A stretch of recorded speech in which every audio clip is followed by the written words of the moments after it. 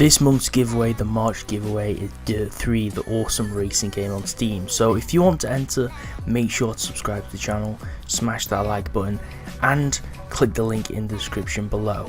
Also make sure to click in the comment section and drop your opinion on the video. The link in the description and the comments allows you to enter the giveaway.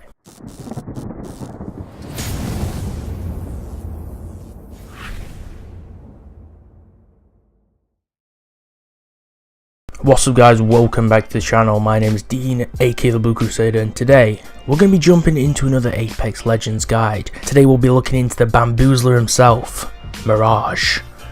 Mirage is one of the additional legends which requires purchase through the in-game points. So this basically means that when you first dive into Apex Legends, he's not going to be one of the default legends you're going to be granted straight away. You're going to have to play for a little while to earn those orange points to spend in-game. This is basically just so you can purchase Mirage and be able to play him, because he is definitely an unlockable champion rather than one that's handed straight to you, which is kind of nice because it adds more reasons to keep playing and a little bit of a grind. Although it doesn't really take too long to actually buy each legend, it only takes a little bit of playtime to actually achieve those points, although there are obviously other legends which you can buy now. So you can buy Octane and you can buy Caustic, which totals 3 different purchasable legends currently. Mirage is notorious for being able to create clones, so if you get into combat and you see more than one person when you previously saw one, you're probably going against Mirage, because what he can do is he can basically clone himself and spoof the enemy to think that they're fighting someone else.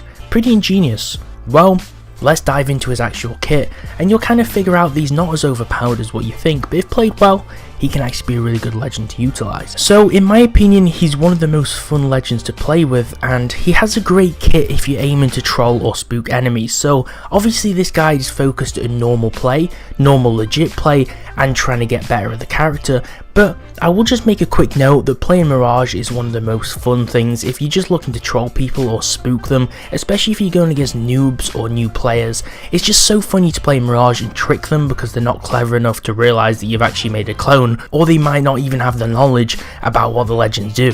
So it's pretty hilarious to actually fool people, but people are too clever usually to realise that you're actually tricking them. So it's pretty hard to play this legend, but it can be fun and rewarding otherwise. However, Mirage's kit probably isn't the best in the game in comparison to others, but if you have general game knowledge and aiming, then it can be a useful pick if you want utility and to use your smarts to fool people. It's more for those clever players that want to use their wits to outsmart people and just make some ingenious plays. And like I noted before, if you have a perfect aim basically, then you're still going to drop kills anyway whoever you play, especially if you put enough hours into a certain character, you're always going to do good. Coupled along with the game knowledge, you're also going to know which legends have which skills and who your opposing squads are and their positions. You're always going to play good as a legend. So the passive on Mirage creates a hologram when you're knocked down to attempt to fool enemies. This passive only lasts for 5 seconds though, so it can be useful if your team is running to revive you, but once it drains, you will usually still get killed, but it can be useful to help you crawl away and not get insta-knocked. Remember, you can still actually see people who are in the knockdown form, so you're not going to fool a lot of people, but it can give you those starting few seconds. Like I said, it does last for 5, just to crawl onto a safe space if the enemies are still in combat. They can obviously do a finisher on you or finish you off if they're not in combat, but you're going to have to hope that your teammates are pushing them at this point. Initiating your knockdown shield though during this 5-second passive is one of the most terrible ideas you can do. It's only useful when someone's close to you or pushing you, since people can actually see through this knockdown shield and it can actually make them see through your decoy, because the shield obviously shines blue, especially at a range, so people can always see when you're using a decoy. Now the hologram, which is your Q, is the psych out ability, more commonly known from the memes as the bamboozle, and obviously the audio line, "You've been bamboozled." This ability creates a clone or decoy of yourself as a hologram to fool enemies. This hologram runs towards the direction you're looking at. It's a really useful hologram, and the ability is really beneficial if you know which situation to use it in, because like I said before, it's kind of hard to spoof the enemies. Not all people online are as dumb as you think, especially people who play games. They've played a lot of other similar games before. They might have even played Titanfall, which has very similar abilities for an example, so people aren't always as necessarily as dumb as you think. Obviously you can kind of exploit people's weaknesses, but they're not as dumb as you imagine, so it's kind of hard to fool people with this, but it basically creates a clone or a decoy of yourself to fool the enemies, and this runs towards the target direction. Now the hologram lasts for 15 seconds before it disappears, and it has a 15-second reset cooldown, which means it's a pretty low cooldown. I mean, if you're in a fight, 15 seconds is literally everything, because someone could push you in 4 seconds, for an example, 4 or 5 seconds, but 15 seconds is a relatively low cooldown, especially for how powerful this ability can be if used correctly along with all these tips featured, because it's really easy to spot a clone if you're not outsmarting your enemy. Along with the passive, it's hard to fool people when using the hologram, like I keep stressing, but if you do, it's useful to confuse enemies when you're camping or when you're running away. Although it can be useful when pushing to highlight an enemy position as well, because they might actually shoot your hologram if they are dumb enough. For an example, you could pop a decoy on the left flank and flank them from the right once they're distracted, or alternatively pop the decoy on the right and then flank them from the left, because throughout human psychology, usually humans do favour the right side, so they will usually shoot the right position,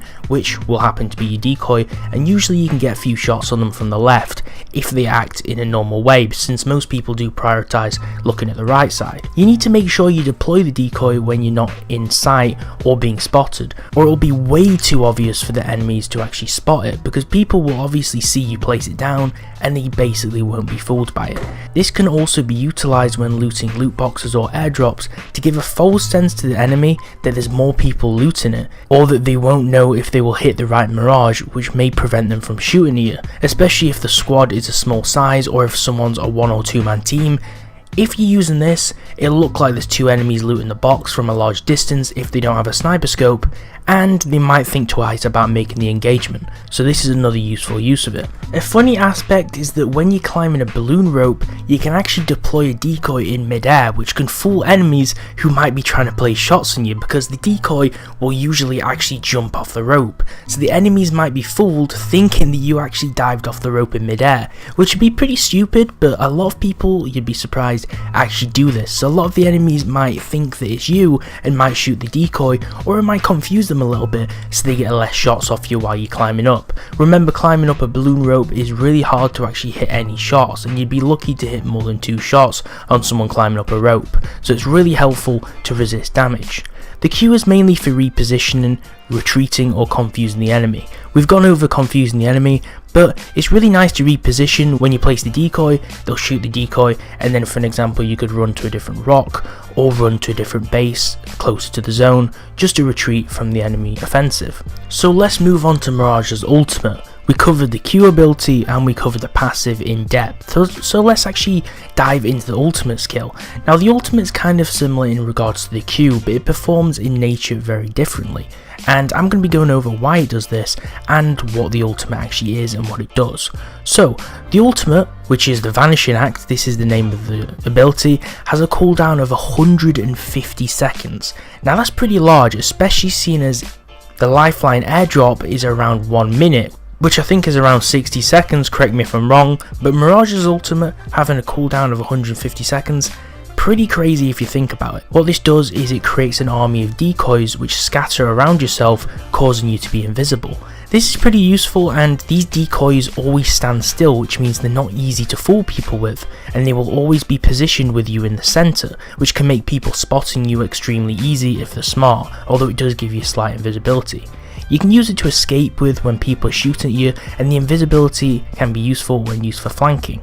If you're on the face of a rock, roof or cliff, your decoys will all run and split off in different directions, which can confuse enemies, although on flat surfaces they will be static, so just be careful of this. So all in all, as a conclusion, Mirage has good utility. He has a good kit, he has a good set of abilities, and if he's smart in the game and have decent aim, he can still be pulled off as a good champion. But I think in terms of comparison to all the different legends in the game, I feel like Mirage is just that little bit weaker.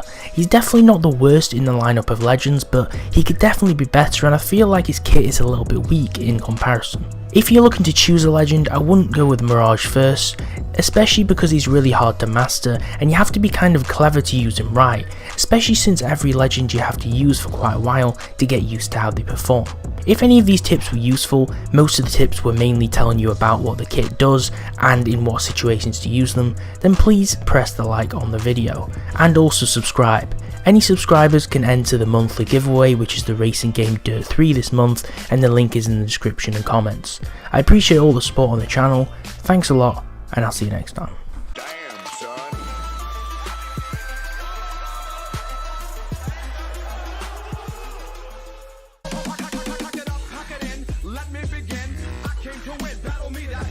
I won't tell a sack up, punk, you better back up, try and play the role in